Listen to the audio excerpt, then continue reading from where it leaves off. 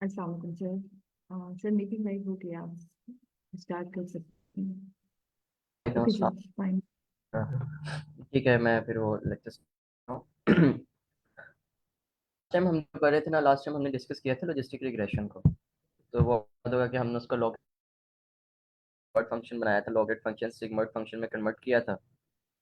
And through हमने ना logistic regression के थ्रू ना मॉडल ट्रेन किया था इन वाला ब्रेन हूँ कि नहीं, उसे मुख्तलिफ कंडीशंस दे ह्यूमिडिटी लॉजिस्टिक उसके थ्रू। उसके बाद हमने उसका मीन स्क्वायर एरर भी निकाला था कि उसका मीन स्क्वायर एरर किस तरह हम फाइंड कर सकते हैं। तो ये चीज़ में निकला था लास्ट टाइम मुझे रह गई थी ना, ग्राफ मैंने आपको बताया था वो डिस्कस करने वाला रह गया था कि उसका असल में ग्राफ का होता है लॉजिस्टिक ना। तो उसकी ग्राफ किस के तो स्ट्रेट लाइन बन जाती है। तो मैं वो लेक्चर स्टार्ट करने से पहले एक दफ़ा बस वो छोटा सा रिमाइंड करवा देता हूँ।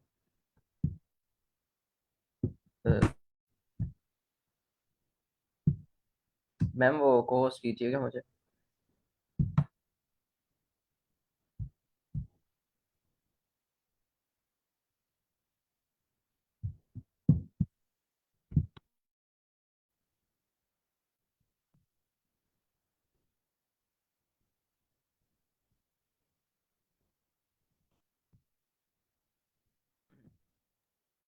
ठीक है सर, ये ओके। आपको होस्ट है।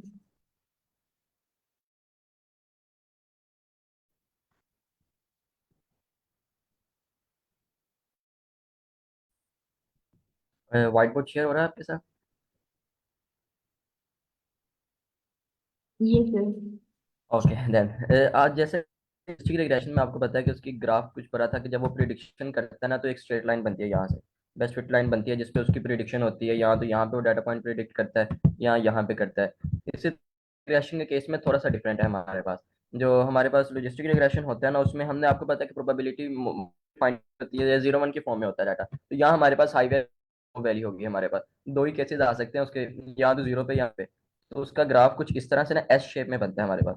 ये जो एस शेप है ना, ये लॉजिस्टिक रिग्रेशन के लिए होती है। जो ये वाले डाटा पॉइंट्स होते हैं ना नीचे की तरफ, ये हमारे पास आ जाते हैं जीरो की फॉर्म में। और जो ऊपर वाले होते हैं, जो ऊपर वाली लाइन पे होते हैं, ये वाले यहाँ पे, वो हमारे पास वन में आ जाते हैं, एन जीरो एंड वन की फॉर्म में। वो प्रिडिक्ट करवाता है प्रोबेबिलिटी जो भी फाइंड करता है वो। और जो ये सेंटर में रह जाते हैं ना, तो वो हमारे पास वो इनको इग्नोर कर देता है, या वो मीन्स के एरर में डाल देता है। जो इस साइड पे आ जाते हैं वो हमारे पास या तो जीरो वाले लेगा या वन वाले लेगा, डेट सीट। इसके अलावा बाकी वाले एक्सेप्टेबल नहीं करेगा वो लॉजिस्टिक रिग्रेशन में। ये इसका था बस कि इसका ग्राफ किस तरह का होता है। अब मैं अपने वो स्क्रीन शेयर करता हूँ जो आज हमने जिस पे वर्क करना है ना। तो थोड़ा सा मेडिकल की तरफ है ये। डायग्नोसिस पे आज हमने ना जो मॉडल ट्रेन करना है ना, डायग्नोसिस है। उसने प्रिडिक्ट करना है हमारे पास ना मुख्तलिफ फैक्टर्स को लेके ना कि ये हार्ट पेशेंट है कि नहीं, मतलब कि इसको हार्ट की बीमारी है कि नहीं। ये सिंपल उसने ये इतना प्रिडिक्ट करना है हमारे पास कि इसके हार्ट में कोई मसला है या हार्ट अटैक का खदशा है कि नहीं, मुख्तलिफ फैक्टर्स को देखते हुए। तो ये वैसे कि बेसिकली मेडिकल डायग्नोसिस आ जाएगा हमारे पास उस फील्ड में। इसका आजकल ऑलमोस्ट काफ़ी इसका स्कोप आने वाला है, या आगे आएगा भी इंशाल्लाह। कि मेडिकल फील्ड में ना जो एआई को यूज़ करते हुए ना, वो मुख्तलिफ चीज़ों से ऑपरेशन वगैरह, या आजकल तो एआई ज़्यादातर यूज़ हो भी रही है मेडिकल फील्ड में। जो मेडिकल मेडिसिन की प्रिडिक्शन के लिए कि ये बीमारी है, फिर वो मेडिसिन प्रिडिक्ट करती है इस लिहाज से कि आपने ये मेडिसिन इस्तेमाल करनी, ये नहीं करनी।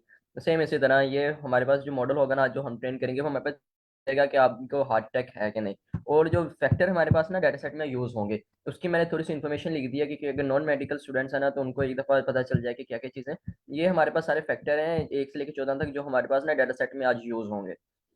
First of all first factor आ जाता है एज, एज ऑफ इंडिविजुअल आ जाता है, और उसका जेंडर आ जाता है, मेल है कि फीमेल। उस पर डिपेंड करता है कि मेल एंड फीमेल, मेल्स में कंडीशंस और होंगी, फीमेल्स में और होती हैं। एंड चेस्ट पेन होती है कि नहीं, उसकी 3 टाइप्स आ जाती हैं जो हमारे पास में यूज भी होंगी है, 0 1 2 एंड 3 की फॉर्म में ना। ये बेसिकली चेस्ट पेन की टाइप है। ये हमने उसको पहले किया हुआ कि हमारे पास जो डाटा सेट है ना, उसमें जब जहाँ पे जीरो आएगा ना चेस्ट पेन में, तो उसका मतलब टाइपिकली एंजीना होगा। जब वन आएगा तो ए टाइपिकल होगा, नॉन एंगिनल होगा, या एस्मेथेटिक होगा। ये सारी मेडिकल्स की रिलेटेड टर्म्स हैं। अगर आप वैसे भी इनको स्टडी करना चाहें तो आप कर लें, आपको ये हो जाएगा। उसके अलावा टेस्ट बीपीएस के अंदर रेस्टिंग ब्लड प्रेशर आएगा हमारे पास, और कोलेस्ट्रॉल लेवल आपका कितना है ब्लड में। And the fasting blood sugar, मतलब खाना खाने के बाद की शुगर जो नहीं आती है, वो आपकी फास्टिंग ब्लड शुगर लेवल आ जाएगी। And the resting electromagnetic result, जो इलेक्ट्रोकार्डियोग्राफी की रिजल्ट्स मतलब कि रेस्ट करते हुए हार्ट बीट जो आपको पता है मोस्टली 70 to 72 के राउंड अबाउट होती है, और लेकिन जब भागे होते हैं तो हार्ट बीट आपकी तेज होती है। तो ये इसके अकॉर्डिंगली है कि रेस्ट की फॉर्म जो सी हार्ट बीट आएगी ये उसकी वैल्यूज को प्रिडिक्ट करेगा। और एस टी यहाँ सिंपल और कुछ नहीं है, सिस्टोलिक और डायसिस्टोलिक को रिप्रेजेंट कर रहा है। और ये कुछ बाकी टर्म्स हैं जो आप देख लें कि बाकी ये जो यूज हो रही हैं इसमें। मैक्सिमम हार्ट रेट पहले कि हमारे पास होगा मैक्सिमम हार्ट रेट जो आपने अचीव किया एक्सरसाइज इंड्यूस एंजीना, एक्सरसाइज के एक्सरसाइज करते हुए एंजीना जो अगर प्रोड्यूस होता है या जो होता है आपके पास ये बीमारी, तो 1 फॉर यस और 0 फॉर नो होगा हमारे पास। एंड ये depression induce by exercise relative to the rest, rest करते हुए अगर हार्ट पे कोई प्रेशर वगैरह पड़ रहा है या हार्ट बीट तेज है आपकी, तो मतलब कोई ना कोई बीमारी है आपके पास ना, तो ये उस चीज़ को होगा। तो अब लेट्स स्टार्ट करते हैं, कुछ टर्म्स हैं ये आप लोग देख लीजिएगा, अगर कोई वैसे भी मसला हो तो अकॉर्डिंगली हम डाटा सेट में भी तो वहाँ भी आपको एक्सप्लेन कर दूंगा मैं।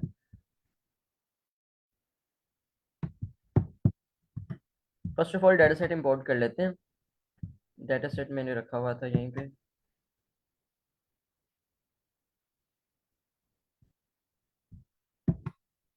ये hard dot C S V असल में हमारे पास उसका डाटा सेट आ जाएगा।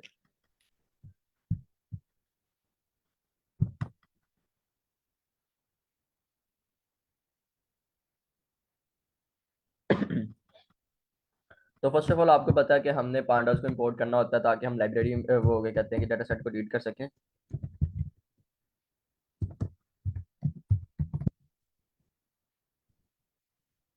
पांडास हमारे पास यहाँ इंपोर्ट होगी, अब हमने से डाटा सेट को रीड करना है, तो लेट्स सी डाटा सेट को रीड करते हैं। डाटा इज इक्वल टू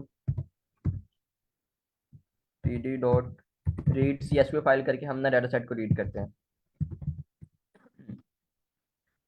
अब सिंपली इसमें हमने इसका फाइल का पाथ दे देना जो हमने यहाँ से इंपोर्ट की।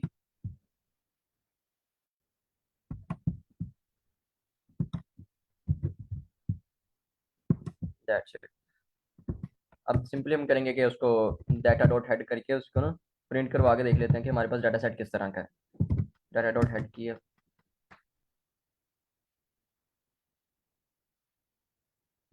ये आ गया हमारे पास डाटा सेट।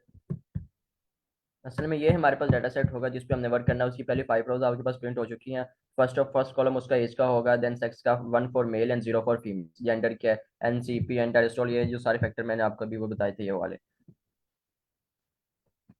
और ये जो टारगेट वैल्यू है ना असल में यही हमारे पास वो ब्लड का हार्ट रेट है, मतलब कि ये जो टारगेट वैल्यू है ना हमारे पास ये हमारे पास इंडिपेंडेंट वेरिएबल होगा कि जो हमने प्रेडिक्ट करना है। 0 4 के हार्ट हार्ट अटैक के चांसेस नहीं है, और नीचे जाके ना जैसे जैसे नीचे जाएंगे ना 1 आता जाएगा।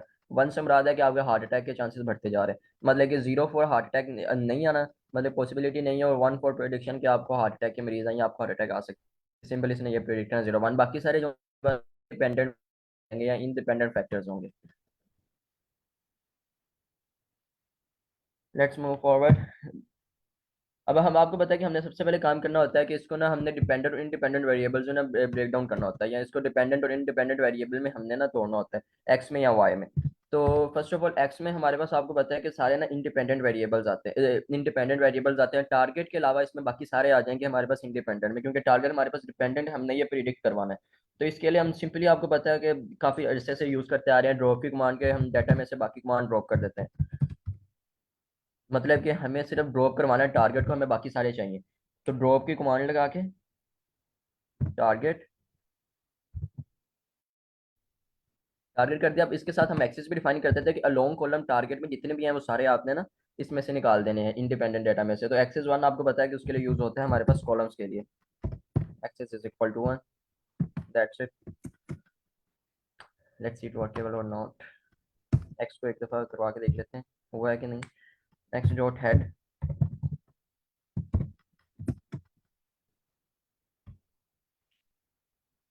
ये हो गया हमारे पास, मतलब कि एक्स हमारे पास रेडी हो चुका है। एक्स हमारे पास उसमें से हमने ना टारगेट वैल्यूज रिमूव कर दिया, टारगेट के अलावा बाकी सारे हमारे पास आ गए। तो मतलब कि हमने सिंपल वाई डिक्लेयर करना है, Y is equal to data में से हमने सिर्फ टारगेट वैल्यू लेनी है, मतलब कि जो इंडिपेंडेंट वेरिएबल होगा हमने वो उठाना है सिर्फ। जो डिपेंडेंट वेरिएबल होगा मतलब कि जो वैल्यू हमने प्रिडिक्शन करवानी है, जो वैल्यूज हमारे पास आएंगी प्रिडिक्ट करवानी, चलो हमारे पास उसका डिपेंडेंट वेरिएबल होगा और वो टारगेट आ जाएगा हमारे पास। अब लेट्स सी के टारगेट भी आ गया हमारे पास कि नहीं। डाटा सेट वर्केबल में है y dot head that's it, target value आ गई हमारे पास। उस कॉलम रिप्रेजेंट नहीं कर रहा, वरना 0 1 के फॉर्म में टारगेट वैल्यू हमारे पास थी। ओके देन, टारगेट वैल्यू अब सिंपली हमने ना टेस्ट एंड स्प्लिट करना होता है कि टेस्ट एंड स्प्लिट करके ना डाटा को टेस्ट डाटा में एंड ट्रेनिंग डाटा में ना हम स्प्लिट कर देते हैं। तो उसके लिए आपको पता है कि हम sklearn को यूज़ करते हैं। sklearn से ट्रेन टेस्ट स्प्लिट इंपोर्ट करेंगे from sklearn dot model selection,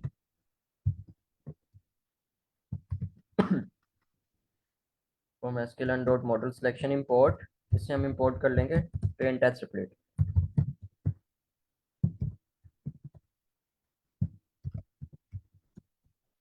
train test split हमने इसे इंपोर्ट कर लिया। ये हमने इसलिए इंपोर्ट किया कि हमारे पास जो डाटा ना उसको हम ट्रेनिंग डाटा में या टेस्ट डाटा में ना ब्रेक डाउन कर सकें, इसलिए हमने sklearn के मॉडल और सिलेक्शन को यूज़ करते हुए ट्रेन टेस्ट स्प्लिट को इंपोर्ट कर लिया।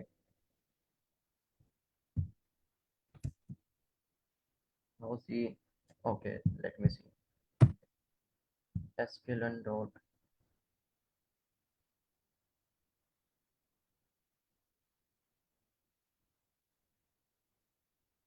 from sklearn dot model selection,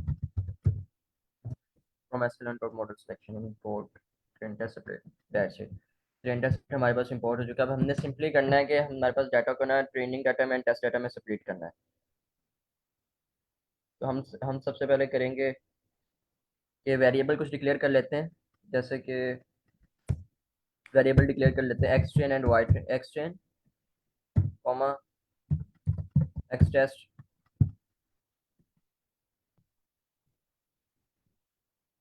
x train से मुराद इसमें हमारा ट्रेनिंग डाटा होगा। ये सिर्फ वेरिएबल डिक्लेयर कर रहे हैं, इसके अलावा कुछ नहीं। And then Y train and y test, x test and y test।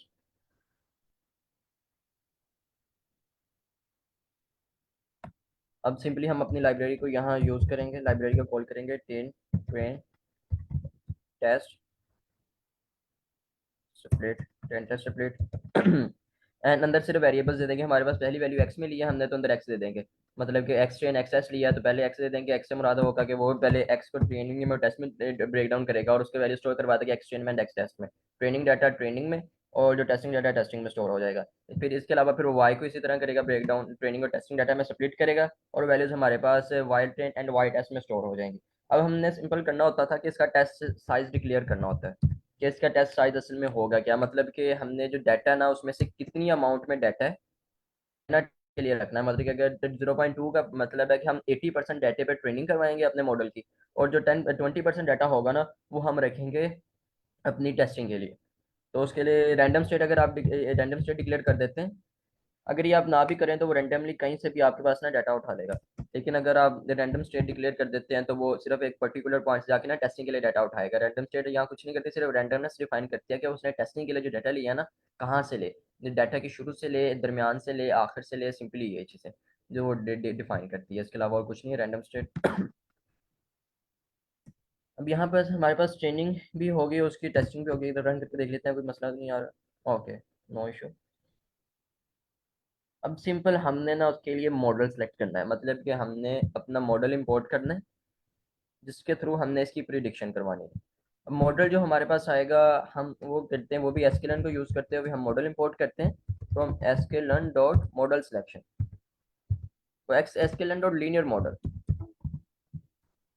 From sklearn dot linear model इससे हम इंपोर्ट करेंगे लॉजिस्टिक रिग्रेशन। हम लॉजिस्टिक रिग्रेशन पे इस टाइम वर्क कर रहे हैं ना, तो हम लॉजिस्टिक रिग्रेशन इंपोर्ट करेंगे।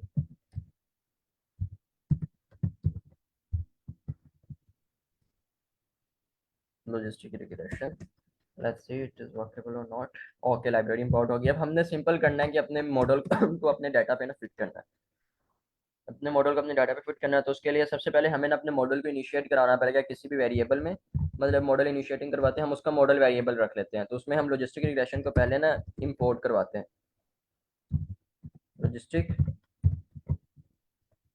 Logistic regression, that's it, let's see. Okay, simply logistic regression को हमने इंपोर्ट करवाया एंड देन हमें सिर्फ मॉडल को फिट करना है, मतलब अपने डाटा सेट पे मॉडल को फिट करना है, और हमारे पास हमारा मॉडल ट्रेन हो जाएगा प्रिडिक्शन के लिए। मॉडल डॉट फिट कर देंगे हम, और इस मॉडल डॉट फिट करके अब हम देखेंगे तो हमारे पास ना डिस्ट्रीब्यूशन पे हमारा मॉडल ट्रेन, ओके वैल्यूज नहीं थी यहाँ पे। ओके, एक्चुअली हमने ट्रेनिंग डाटा पे मॉडल को ना फिट करवाना, मतलब जो हमारे पास ट्रेनिंग डाटा होगा मॉडल डॉट फिट में आपने सिंपल वही डाटा देना है हमारे पास, जो हम जिस पे हम ट्रेनिंग करवा रहे हैं अपने मॉडल की। इस पे ये होगा कि ट्रेनिंग डाटा पे मॉडल हमारा ट्रेन होगा, और फिर उसके अकॉर्डिंगली हम प्रिडिक्शन करेंगे। That's it. ये आपने देखा कि वो लॉजिस्टिक रिग्रेशन हमारे पास ना इंपोर्ट हो चुका है। ये आपको यहाँ से इन्फॉर्मेशन, हमारे पास लॉजिस्टिक रिग्रेशन मॉडल, मतलब यहाँ इस स्टेप तक ना हमारे पास जो मॉडल है ना हमारा कंप्लीट ट्रेन हो चुका है। यहाँ तक किसी किस्म की कंफ्यूजन हो, कुछ ना समझ लगी हो आप लोगों को? यहाँ तक कोई इशू हो किसी को? नो सर, ये तो रिपीटेड स्टेप्स नहीं थे किए हैं सारे अभी तक, तो आ गया ओके, समझ। Yes sir. That's good. Only we have to just predict that values. Why predict?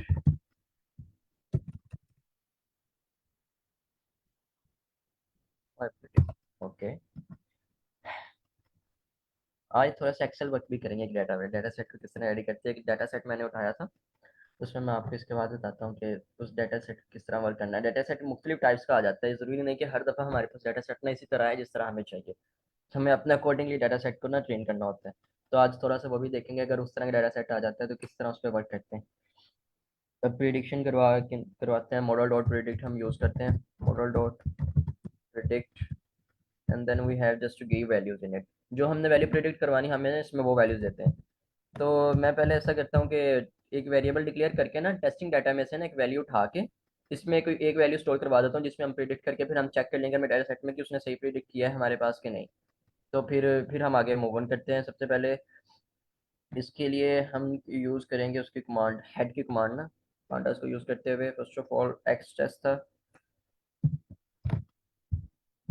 X test में से उठाता है क्योंकि हमने वेरिएबल या एक्स देना होता है ना, फिर हमें वाई की वैल्यू प्रिडिक्ट करके देगा। हमने इंडिपेंडेंट देना होता है, फिर वो हमें डिपेंडेंट वेरिएबल देगा।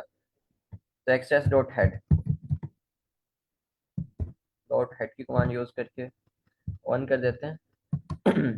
इससे ये होगा कि उसमें टेस्टिंग डाटा में से जो पहले रो होगी ना ये वो उठा लेगा। ओके, देन उसमें टेस्ट वैल्यू प्रिडिक्ट कर।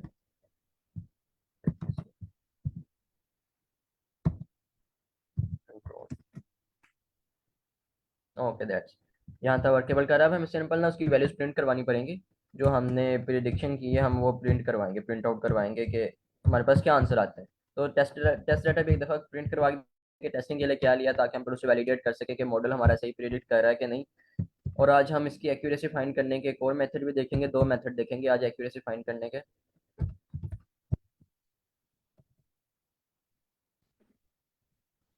प्रिंट करवाना है हमने वाई प्रिडिक्ट।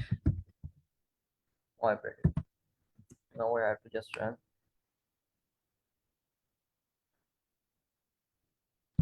और मैं इसके पीछे एक दफ़ा वो लगा लूँ कि प्रिडिक्शन है कि नहीं। रुक जाए एक मिनट, वो फिर ज़्यादा क्लियर हो जाएगा।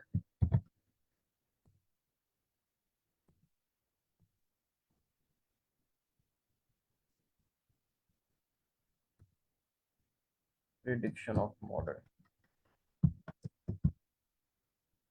मॉडल की प्रिडिक्शन क्या होगी, ये हमारे पास सिंपली हमने ये प्रिंट करवा दिया और ये टेस्टिंग डाटा होगा हमारे पास। No let's run the code. That's it. ये प्रिडिक्शन ऑफ मॉडल हमारे पास ना इस डाटा के लिए, पर्टिकुलर डाटा के लिए वन दिया, मतलब कि जो पेशेंट है ना जो हमारे पास टेस्टिंग के लिए हमने डाटा लिया है वो हार्ट का पेशेंट है, मतलब कि उसको हार्ट अटैक के चांसेस हैं। अब डाटा हमने कौन सी रो से लिया था, हमने उठाया था 527 से। अब हम ये जाके वैलिडेट भी कर लेते हैं कि इसने क्या प्रिडिक्शन सही किया कि नहीं। डाटा है हमारे पास ना 527 रो है, मतलब A62 में जाके जेंडर फीमेल। तो ये एक्सेल फाइल मेरे पास इसकी कहते हैं 527 सी 62 527।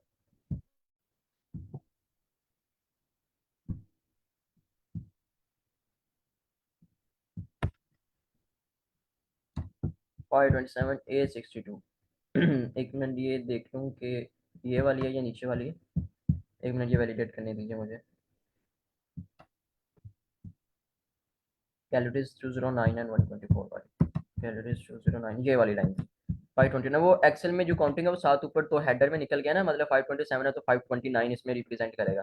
तो इसकी जो लास्ट पे जाके आप टारगेट वैल्यू देखेंगे ना हमारे पास, तो इसने 1 प्रेडिक्ट की हुई है, मतलब कि हमारे पास जो मॉडल ने प्रेडिक्शन किया है ना ये एक्यूरेट हमारे पास। उसने सही बताया कि जो 1 है ना, मतलब कि प्रिडिक्शन के लिए उसको हार्ट का पेशेंट है वो 1 प्रिडिक्शन के लिए है। अब बस थोड़ा सा इसको सेटिंग कर लेते हैं, इफ एल्स के लगा के ना ये हम इसको थोड़ा सा इंप्रूव कर सकते हैं इसी तरह कि हम अगर इफ एल्स की कंडीशन लगा देते हैं तो वो हमारे पास इंप्रूव हो जाएगा। इफ वाई प्रेडिक्ट, अगर हमारे पास जो वाई प्रेडिक्ट है वो इक्वल टू 1 में आ जाता है, मतलब कि 1 के इक्वल आ जाता है वो, जो वाई प्रेडिक्ट की वैल्यू अगर 1 है तो हमने सिंपली क्या करना है, हमने प्रिंट करवा देना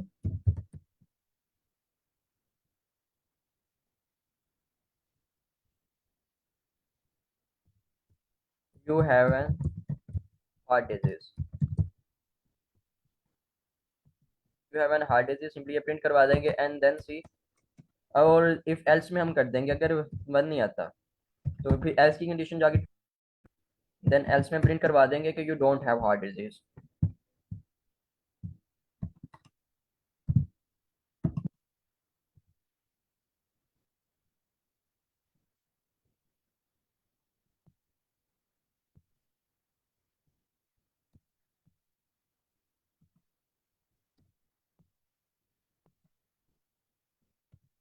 you don't have an heart disease,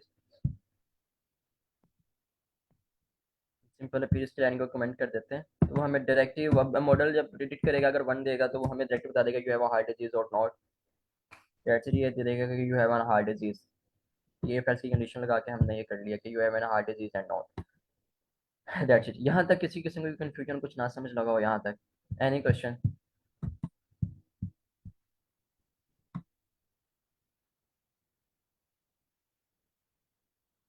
सबको क्लियर है यहाँ तक? एक्सक्यूज मी सर, जी। मैं काफी दिनों के बाद ये क्लास लेने लगी हूँ। अच्छा, मैं देख रही हूँ मतलब पहले भी देखा था मॉडल, मतलब ट्रेन करने का सेम पैटर्न था। अभी भी वही चीजें चल रही हैं, तो मतलब मेथड तो सेम ही चल रहा है, बस उसमें जो आप डाटा देते हैं वही डिफरेंट होता है। क्योंकि पहले भी मैंने जो कुछ क्लासेस ली हैं उसमें यही था कि जी इसी तरह से एक्स ट्रेन वाई ट्रेन दे के और या पांडा के थ्रू या मतलब रिसर्च कोई लाइब्रेरी इंपोर्ट करके आप उसको ट्रेन करते थे। आज मैं जी काफी जी दिनों के बाद ली, आज वैसे ही। तो मुझे ये कहानी सिर्फ ये पूछना है कि सिर्फ मेथड सेम ही होता है, सिर्फ हम क्या कहते हैं डाटा चेंज होता है हमारा। थोड़ा सा बता दे जी प्लीज। जी जी, मैं बताता हूँ। असल में ना ये जो इतना स्टेप है ना हमारे पास, ये वाला चीज़ है, ये हमारे पास ना कांस्टेंट रहती है थ्रू आउट मशीन लर्निंग ना, मतलब कि हमने डाटा को ना टेंटा स्प्लिट के थ्रू ना टेस्टिंग एंड टेस्ट ब्रेक करना होता है, मॉडल इंपोर्ट करना होता है, मॉडल लॉजिस्टिक रिग्रेशन या जो भी आपका मॉडल होता है, मॉडल के अकॉर्डिंग आपने ना फिटिंग करनी होती है। कुछ मॉडल में जाके ना ये जो सिर्फ इतना स्टेप है ना कि मॉडल डॉट फिट की कमांड है, ये थोड़ी सी चेंज हो जाती है, मतलब कि ये 2 लाइनें चेंज हो जाती हैं, वरना ऑलमोस्ट जो ये मैंने हाईलाइट किया हुआ है ना ये स्टेप ऑलमोस्ट हर मॉडल में सेम रहता है। जो हमारे पास इशू आता है ना वो आता है इससे ऊपर, मतलब कि डाटा सेट में कि जो हमने डाटा सेट किस तरह अरेंज करना है, उसको ऑप्टिमाइज किस तरह करना है, या डाटा सेट हमने मॉडल के अकॉर्डिंगली किस तरह सेट करना है, और जो उसके बाद वर्केबल होता है वो आता है हमारे पास। और इसके अलावा भी वर्क है लेकिन अभी मोस्टली हम बेसिक लेवल पे कर रहे हैं ना, तो मैं यही करवाता हूँ कि सिंपल मॉडल ट्रेन करवा देता हूँ, डाटा सेट पहले से उस तरह का लेता हूँ जो पहले से रेडी होता है, तो उस डाटा सेट को सिंपली हम ना पैंडास के थ्रू रीड करते हैं एंड देन मॉडल पे फिट करके उसकी प्रिडिक्शन करवा लेते हैं। लेकिन हर लेक्चर्स में ना मैं मॉडल डिफरेंट कर देता हूँ। फर्स्ट ऑफ ऑल हमने लीनियर रिग्रेशन से स्टार्ट किया था ना, तो लीनियर रिग्रेशन उसकी बेसिक क्या है, किस तरह वर्क करता है, फिर उस पर मॉडल ट्रेन करके हमने देखा था। फिर उसके बाद हमने किया था मल्टीपल रिग्रेशन एंड देन फिर हमने लॉजिस्टिक रिग्रेशन को स्टडी किया था लास्ट लेक्चर्स में, और इसके पीछे की वर्किंग देखी थी कि बैक एंड पे लॉजिस्टिक रिग्रेशन किस तरह वर्क करता है या इसके पीछे मैथ किस तरह होती है। लॉजिस्टिक रिग्रेशन को हमने सिग्मॉइड फंक्शन भी कहते हैं, तो हमने ये भी देखा था कि लोगेट फंक्शन से ना लॉजिस्टिक रिग्रेशन को सिग्मॉइड फंक्शन किस तरह बनाते हैं, और इसके पीछे जो फॉर्मूला लग रहा है वो क्या है। और आज सिंपल उसकी ना प्रिडिक्शन करवा के देखिए कि कोडिंग के थ्रू ये किस तरह वर्क करता है। That's clear? Yes sir, thank you so much. No problem at all. Then we just have to find accuracy. आज हम एक्यूरेसी का ना एक मेथड नया ट्राई करते हैं एक्यूरेसी फाइंड करने का, वो भी था sklearn के थ्रू ही करते हैं हम, sklearn dot metrics, R S C S, sklearn dot metrics से हमने ना इंपोर्ट करवाना है एक्यूरेसी को। एक्यूरेसी, और ये हमने इंपोर्ट करवा लेना है। Let's see it is workable और not. Okay that's it, work कर रहा है। अब हमने सिंपल उसकी ना एक्यूरेसी फाइंड करनी। एक्यूरेसी, अब एक एक्यूरेसी हमें इसके लिए करते हैं कि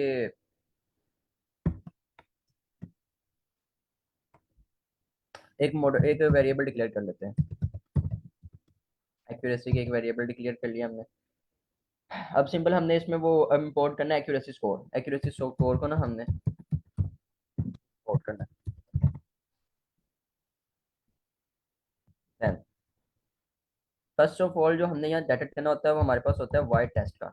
मतलब कि जो वाई टेस्टिंग के लिए हमने वाई लिया ना, उसका एक्यूरेसी आपको पता है फाइंड करता है, वो जो फाइंड होता है ना कि input output over input multiply by 100, इस तरह वो एक्यूरेसी फाइंड करता है हमारे पास।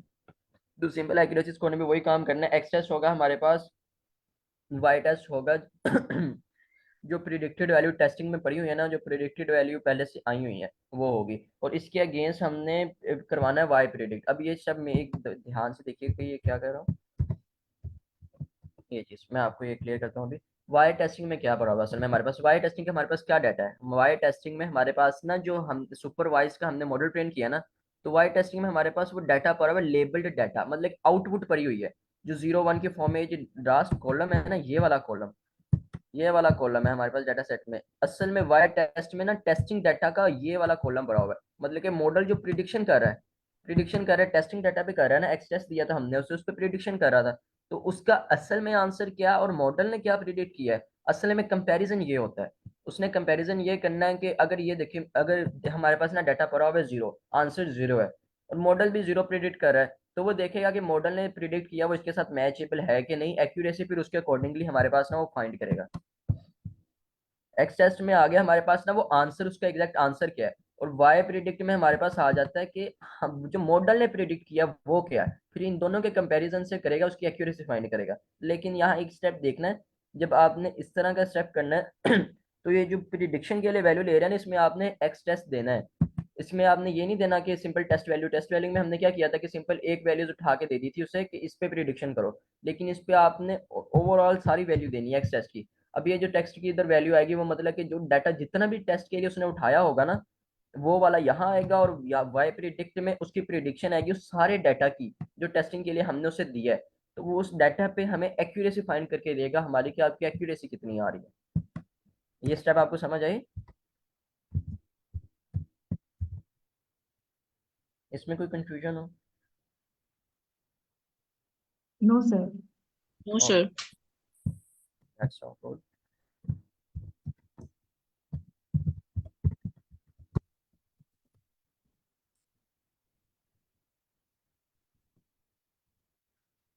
The accuracy of model is,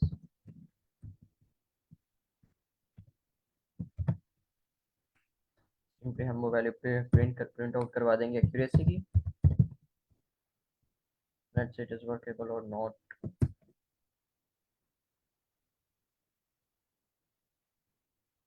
okay okay, late में वो हमने ऊपर टेस्ट में प्रिडिक्शन में वैल्यू चेंज करती ना, तो हमारे पास वो बहुत ज़्यादा वैल्यूज आ गई हैं। मतलब कि अब टेस्टिंग में जितनी भी वैल्यूज थी ना, वो सारी हमारे वाई प्रिडिक्ट में है। तो वो 1 के इक्वल नहीं है, तो इसलिए हमने ये स्टेप अपना यहाँ से रिमूव कर दिया। Now let's see accuracy of model. हमारे पास 78 एक्यूरेसी दे रहा है ऑलमोस्ट ना, टेस्टिंग डाटा पे 78 accuracy is a good accuracy, not a bad. Logistic regression mostly probabilities होती हैं, 0 1 फॉर्म में होता है, तो ऑलमोस्ट इतनी एक्यूरेसी अचीव हमारे पास हो जाती है आसानी से, पहले से बगैर ऑप्टिमाइजेशन किए हुए ना, 78 79 80 तक की। अब एक स्टेप आपके लिए सिंपल, आपने मुझे बस ये बताना है कि ये एक्यूरेसी को मैं ट्रेनिंग डाटा पे कैसे करूं। मतलब कि मैंने ना ट्रेनिंग डाटा की एक्यूरेसी फाइंड करनी है कि ट्रेनिंग डाटा पे मेरा मॉडल कितना एक्यूरेट है, ये मैंने टेस्टिंग के लिए की है। तो ट्रेनिंग के लिए मैं कैसे करूंगा, उसके लिए मैं क्या चेंजेस करूंगा इसमें। Any one of you can give suggestions. आप पार्टिसिपेट करें ना आपने मतलब कि कम से कम सजेशंस है।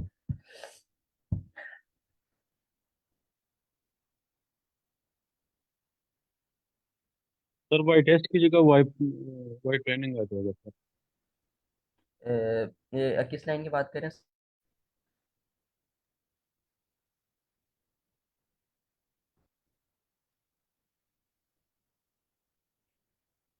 लाइन नंबर 13 में आपने कहा, यहाँ पे कर लेंगे। Yes sir. Okay then, yes ये सब गुड है। यहाँ पे करना है। अब इसके अलावा भी हमने एक चेंजेस करनी है। यहाँ पे वाइट लाइन आ गया, दैट्स गुड।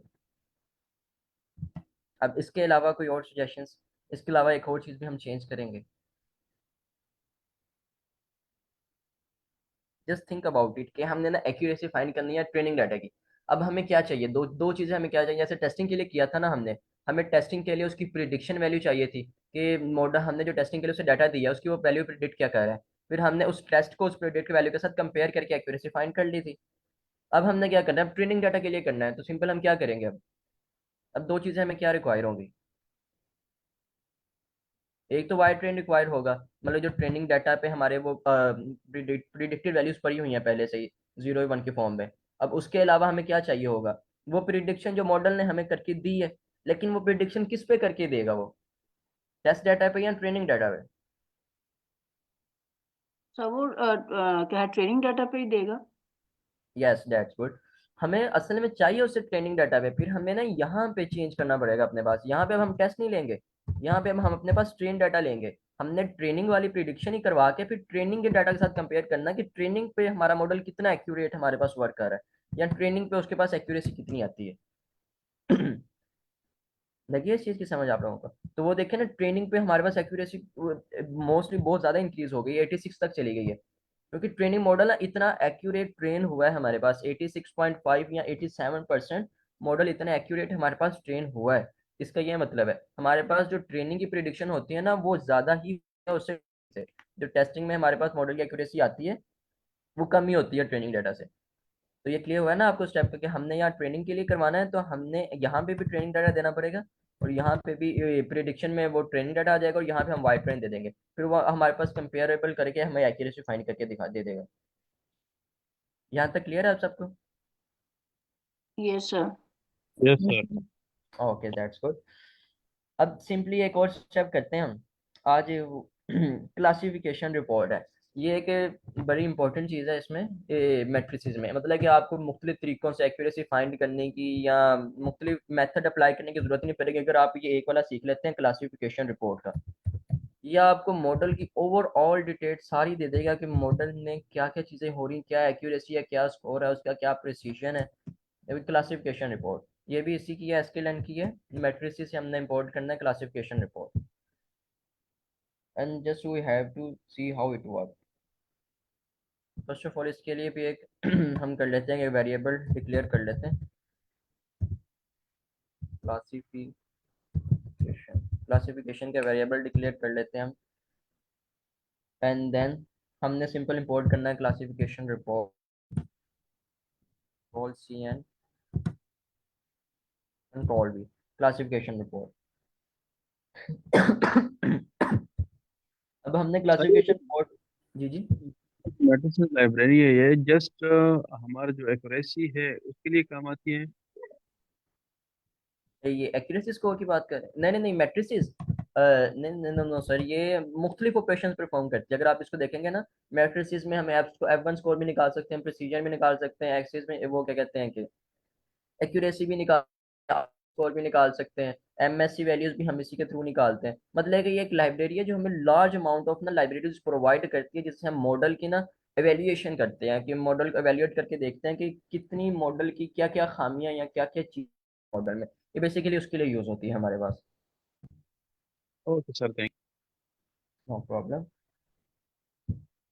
अब हमने यहाँ पे भी सिंपल ना, हमने टेस्टिंग डाटा पे ना उसकी क्लासिफिकेशन रिपोर्ट निकालनी कि टेस्ट डाटा पे हमारे पास क्या आता है। तो सिंपल हम वाई टेस्ट कर देंगे यहाँ पे, Y test and Y predict.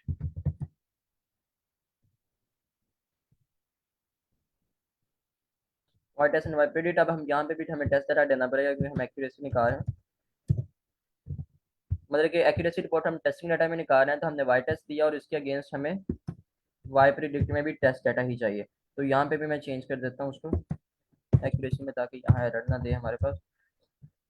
Y taste change कर देता हूँ, ओके। देन हम हमने सिर्फ इस वैल्यूज को ना प्रिंट करवाना है। सिंपल इसको प्रिंट आउट करवा के देख लेते हैं हमारे पास क्या आंसर आता है इसका।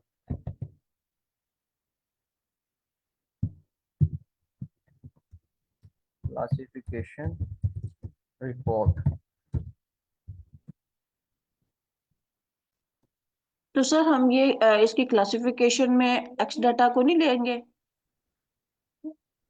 क्योंकि वाई पे हम जो डिपेंडेंट है हम वो ले रहे हैं, इंडिपेंडेंट को नहीं लेंगे हम। इंडिपेंडेंट डाटा जो हमारे पास होगा, वैल्यूज होंगी।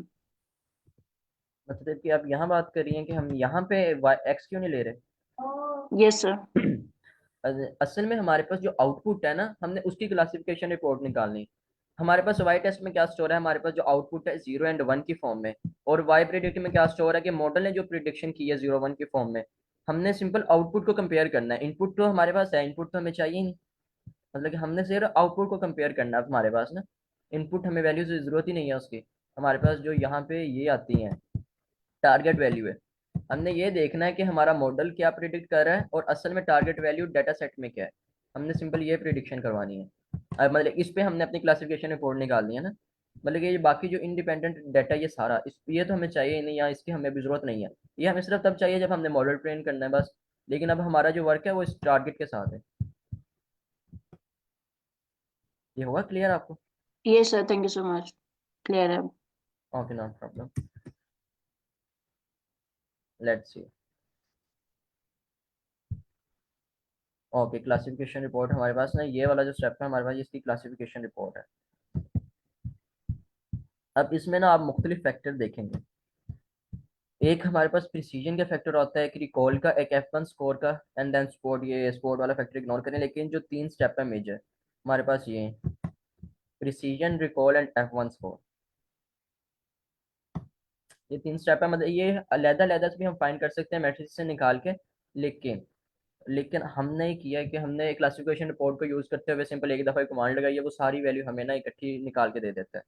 अब जो काम आप लोगों ने करना है वो सिर्फ इन तीन चीज़ों को स्टडी करना है, जो नेक्स्ट वीक मैंने आप लोगों से मैं पूछूंगा कि ये तीन चीज़ें होती क्या हैं। मतलब कि ये तीन चीज़ें आपको इसका आइडिया हो कि ये तीन चीज़ें हैं क्या हमारे पास।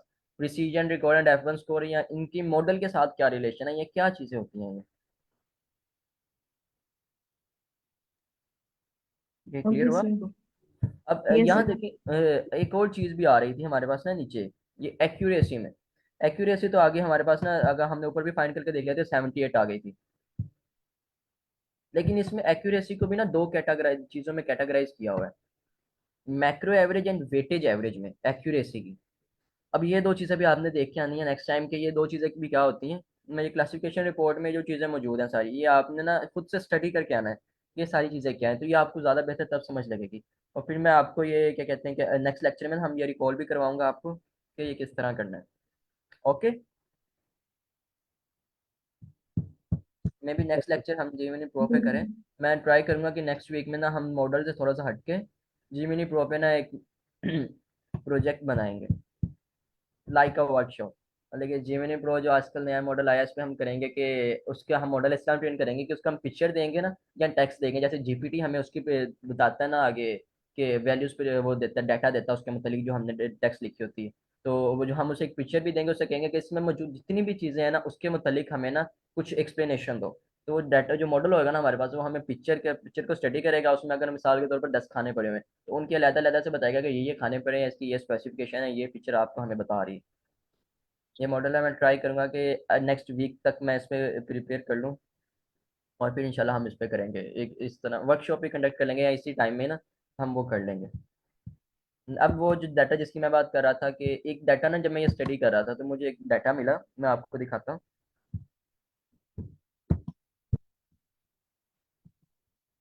r.trend.cs।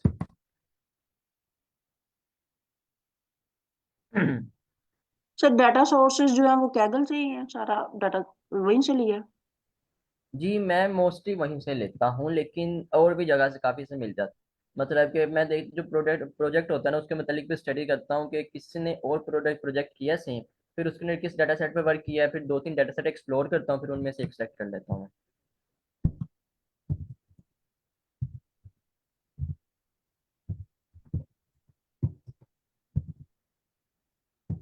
.csv ये देख लेते हैं एक दफ़ा।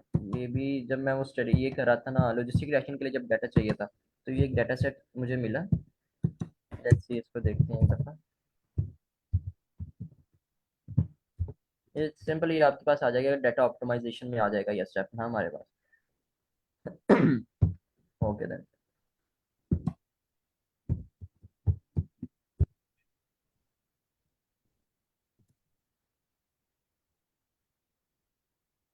रेडी क्या नहीं था वैसे। ओके लेट मी सी।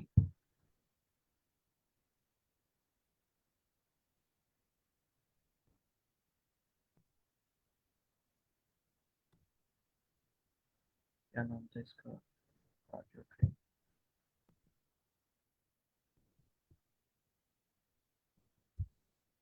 मुझे लग रहा है कि मैंने इसे पहले से ऑप्टिमाइज कर दिया, इसलिए मैं 1 मिनट एक्स पहले से ऑप्टिमाइज हो रहा था। असल में ये डाटा हमारे ऑप्टिमाइज नहीं था पहले,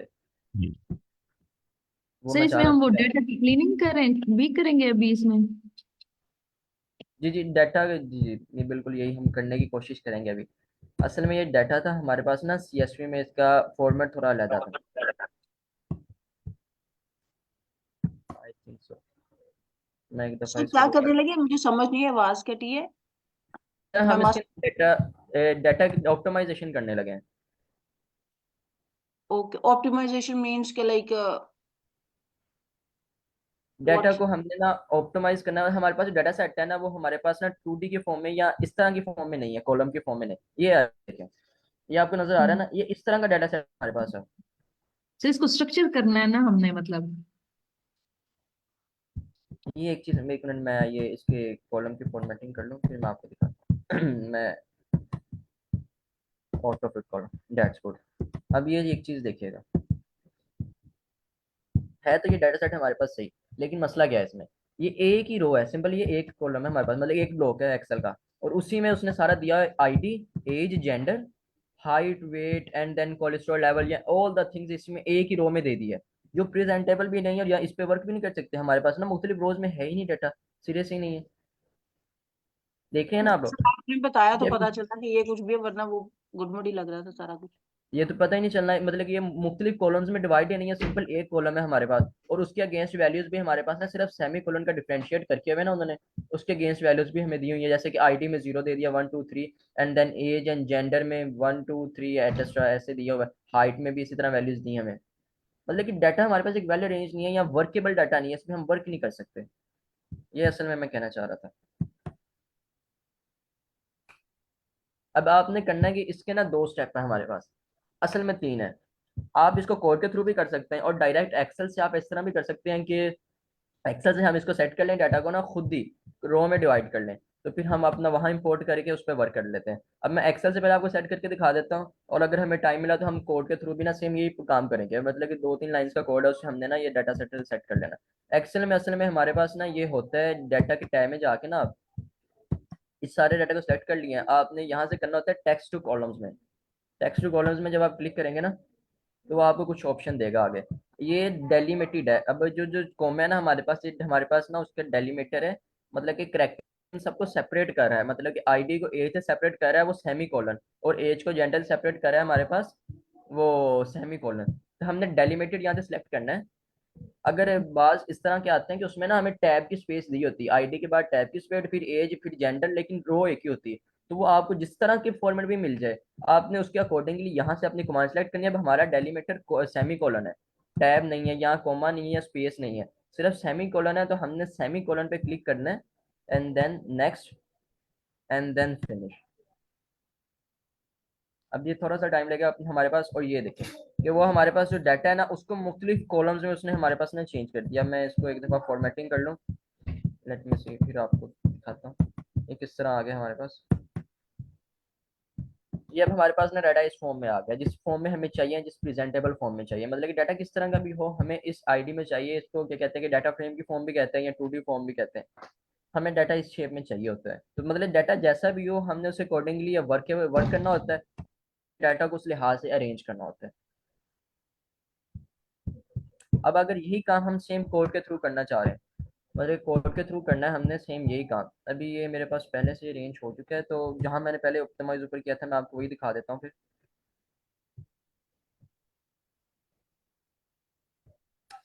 let me C,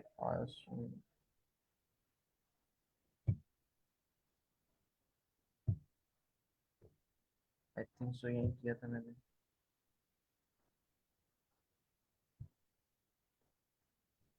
I think so चला गया मेरे पास। ओके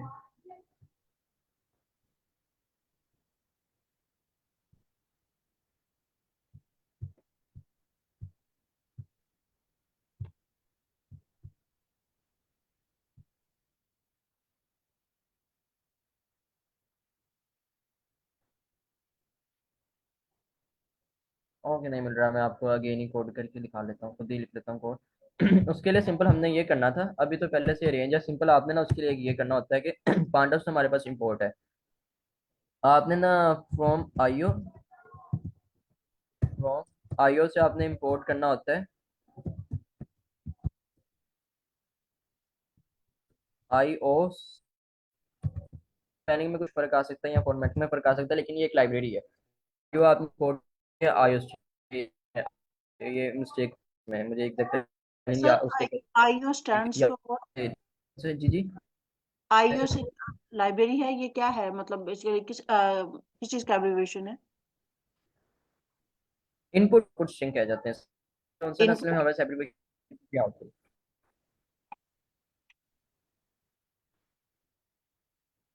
एंड देन आपने सिंपल ये इतना स्टेप करके ना लाइब्रेरी इंपोर्ट करके आप सिंपल ये करना है जहां आपने डाटा ना रीड सीएसवी वहां कॉमा लगा के ना कि एससीपी लिखना है। एससीपी मतलब कि किससे की, और अंदर आपने ना वो डेलीमीटर दे देना है जिससे आपने सेपरेट किया। हमने सेमीकोलन से सेपरेट किया था ना डाटा सेट में, तो यहाँ आपने डेलीमीटर सेमीकोलन का दे देना है। सिंपल ये दो स्टेप आपने करने हैं तो वो डाटा सेट आपके पास ना इस फॉर्म में, इस फॉर्मेट में आ जाएगा। अगर आपके पास सेमीकोलन के फॉर्मेट में, अगर टैब के फॉर्मेट में होगा तो वो आप लोग कर लेंगे ना। मतलब कि उसके लिए हम क्या चेंजेस करेंगे, सिंपल अगर इस कोड में आज चेंजेस करनी पड़े, मतलब कि अगर उन्होंने टैब से सेपरेट किया, टैब स्पेस से सेपरेट हुआ डाटा, तो हम उसके लिए क्या चेंजेस करेंगे। तो बस ये यहाँ पे ये कॉलन सेमीकोलन की जगह वो टू ही लगा स्पेस ले देंगे। That's it. यहाँ से हमने डेलीमीटर चेंज करना है, इसके अलावा और कुछ नहीं करना। हमने सिंपल डेलीमीटर को चेंज करेंगे और वो हमारे पास हो जाएगा। यहाँ पर फॉरवर्ड स्लेट 40 लगाएंगे सर, उसको टेप के लिए यूज होता है। जी जी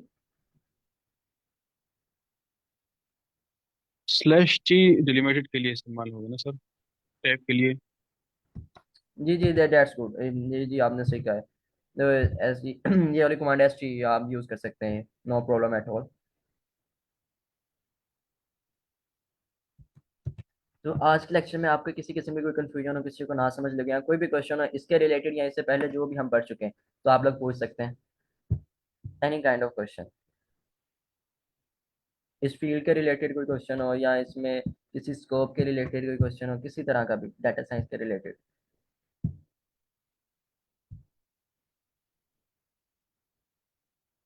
सर आपने जेमिनाई का कहा, तो उसको हम किस तरह यूज कर सकते हैं? जी में नहीं असल में वो ना हमारे पास अभी अभी वो मॉडल रिलीज हुआ गूगल की तरफ से ना, तो वो यूज इस तरह से होता है कि उसके लिए ना उसकी आईपी हमें पहले लेनी पड़ती है। मतलब कि एक कम्प्लेक्स सा थोड़ा सा प्रोसीजर, उसकी आईपी लेके ना, आईपी एक हमें एक एड्रेस सा देता है वो, तो हमें मॉडल को ना इंपोर्ट करना होता है। जेमिनी डॉट विजन है या विजन प्रो है, तो हमें मॉडल को इंपोर्ट करने वो आईपी दे के ना, और एक उसके साथ कोलैबोरेट करना होता है। एक और लाइब्रेरी थी, उसको कोलैबोरेट करके ना, तो वो हमारे पास एक तरह का फ्रंट एंड भी और बैक एंड इकट्ठा रेडी हो जाता है। तो वो इस तरह से वो वर्केबल में आता है कि वो एक फ्रेंड वो फिर हमारे पास जैसे वेबसाइट होती है ना, इस तरह वो बन जाता है। हमने हमको सिंपल वो पिक्चर के लिए हमें एक जगह देता है कि आप यहाँ पिक्चर इंपोर्ट करें, या टेक्स्ट के लिए कि टेक्स्ट लिखें, जैसे बिल्कुल चैट जीपीटी का फॉर्मेट होता है ना, सिंपल इसी तरह का उसका ना फॉर्मेट में आ जाती है।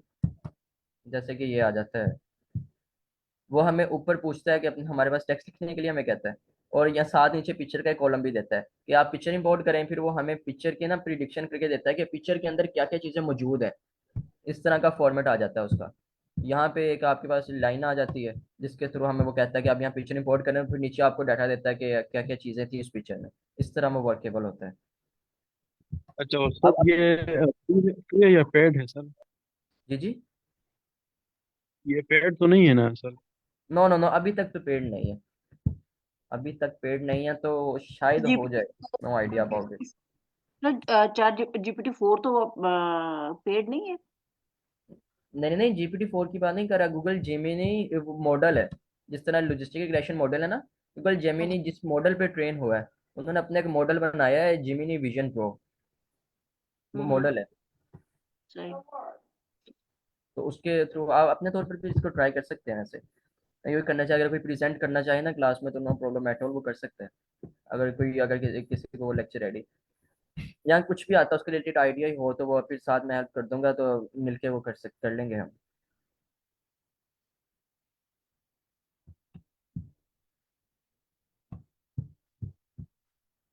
And any other question?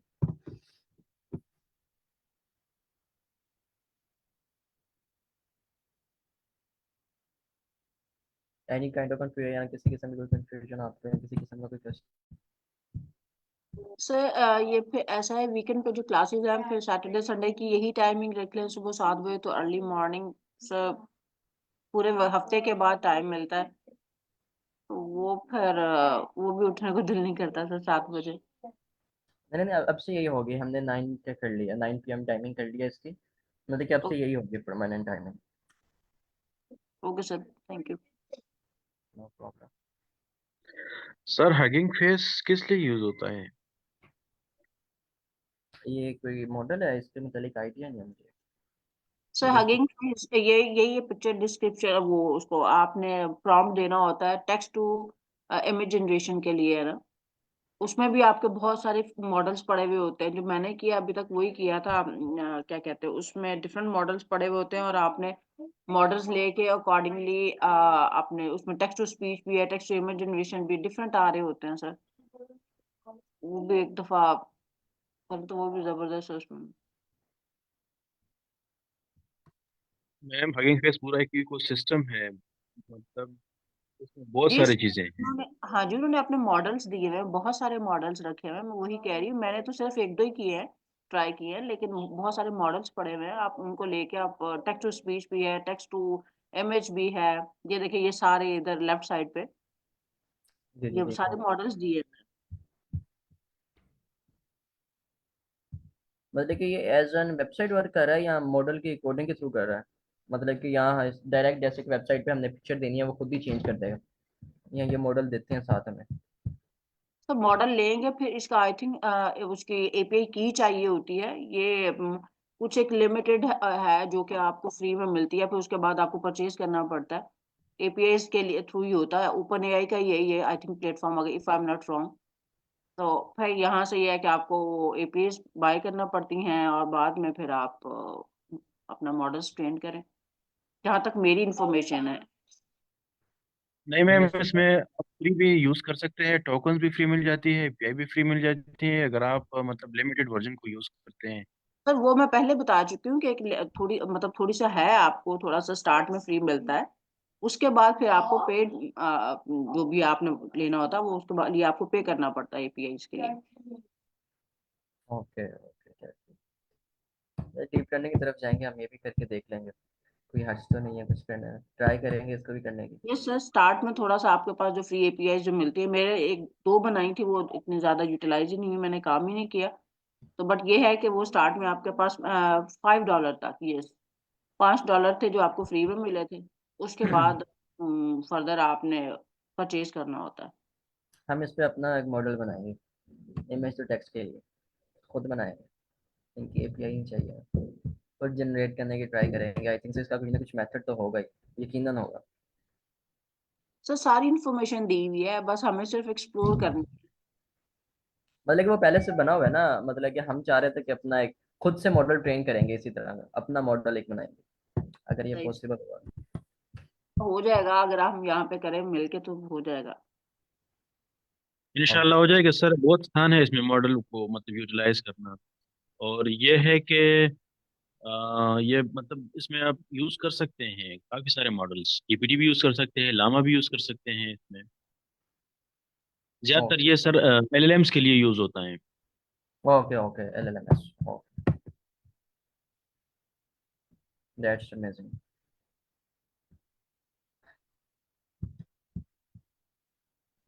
तो इसके बाद फिर वो स्टार्ट कर लेंगे फिर हगिंग फेस का।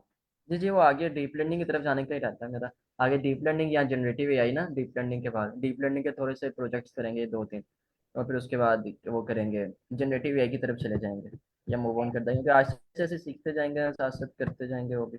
क्योंकि अभी मुझे खुद भी इतना ज़्यादा बस क्या कहते हैं जनरेटिव एआई का या डीप लर्निंग का इतनी ज़्यादा ग्रिप नहीं है, लेकिन जैसे जैसे मैं सीखता जाऊंगा तो हम साथ साथ मिलकर वो करते जाएंगे, कुछ लर्निंग मेरी हो जाएगी, कुछ आपकी हो जाएगी। Fine sir. Then next week के लिए आपके यही काम है कि आपने एक क्लासिफिकेशन रिपोर्ट के अंदर जो ये चीज़ें हैं ना, इनको एक दफ़ा स्टडी करना है कि क्या क्या होता है। और इसके अलावा अगर आप में से कोई जेमिनी वाला देखना चाहे देख सकता है, तो अगर किसी किस्म की हेल्प चाहिए हो तो आप मुझसे ले सकते हैं सिलेक्ट भी ना, तो मैं आपको इंशाल्लाह उसका रिप्लाई कर दूंगा जल्द से जल्द।